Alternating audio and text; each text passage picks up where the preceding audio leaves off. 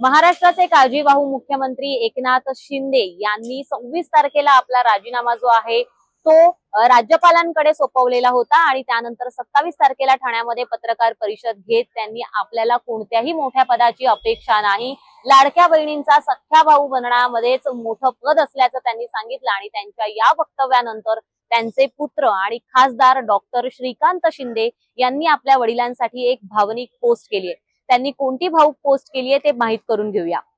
श्रीकांत शिंदेनी लिहिलंय, मला माझे बाबा आणि आमचे शिवसेना मुख्य नेते माननीय श्री एकनाथजी शिंदे साहेब यांचा खूप अभिमान वाटतो।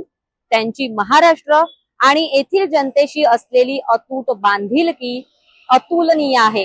त्यांनी अहोरात्र अथक परिश्रम घेतले, समाजातील प्रत्येक घटकाची निस्वार्थ सेवा करून त्यांचं प्रेम, विश्वास आणि प्रशंसा मिळवली।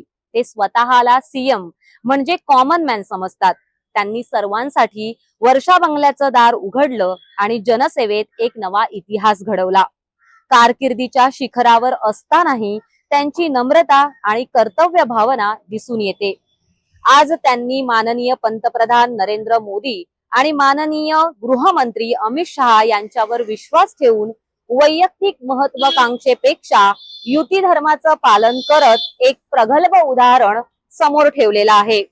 सत्ता आणि पद अनेकदा सार्वजनिक जीवनावर वर्चस्व गाजवते, भल्या भल्यांना मोहात पाडते, पण शिंदे साहेब अपवाद ठरले। त्यांच्यासाठी जनसेवा आणि राष्ट्र निर्मिती हे नेहमीच सर्वोच्च प्राधान्य राहिलेलं आहे आणि त्यांचा वारसा पुढील पिढ्यांना प्रेरणा देत राहणार आहे।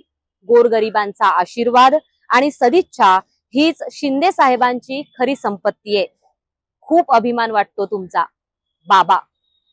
अशा प्रकारची भावनिक पोस्ट श्रीकांत शिंदे यांनी आपले बाबा एकनाथ शिंदे यांच्यासाठी केलेली पाहायला मिळालेली आहे। एकनाथ शिंदे यांनी जेव्हा पत्रकार परिषद घेतली तेव्हा त्यांनी हे सांगितलेलं होतं की मला कोणत्याही मोठ्या पदाची अपेक्षा नाही, मी युती धर्माचं पालन करतोय, मुख्यमंत्री पदापेक्षा लाडक्या बहिणींचा सख्खा भाऊ बनण्यामध्ये मोठं पद आहे असं त्यांनी मान्य केलेलं होतं। तसंच मी घरात बसून काम करत नाही, जनमानसात जाऊन काम करणारा मी नेता आहे आणि माझ्या शरीरामध्ये रक्ताचा शेवटचा थेंब बसेपर्यंत मी जनसेवा करत राहीन, अशा प्रकारचं वक्तव्य एकनाथ शिंदे यांच्याकडून करण्यात आलेलं आहे। सध्या या सगळ्या गोष्टी समोर येत असतानाच मुख्यमंत्री पदाबाबत मात्र उत्सुकता जी आहे ती ताणून राहिलेली आहे। भाजपाचा मुख्यमंत्री होणार हे निश्चित झालेलं आहे, परंतु भाजप मुख्यमंत्री पदावर कोणाला बसवतं की धक्कातंत्र देत फडणवीसांऐवजी कोणता तरी नवीन चेहरा महाराष्ट्राचा मुख्यमंत्रीपदी येतो आणि महाराष्ट्राच्या मुख्यमंत्री पदाचा मुकुट कोणाच्या डोक्यावर सजतो हे पाहणं महत्वाचं ठरणार आहे। अशाच प्रकारचे राजकीय व्हिडिओ पाहण्यासाठी माय महानगरच्या फेसबुक, ट्विटर आणि इंस्टाग्राम पेजला फॉलो करा आणि आमच्या माय महानगर लाईव्ह या युट्यूब चॅनलला सबस्क्राईब करायला विसरू नका।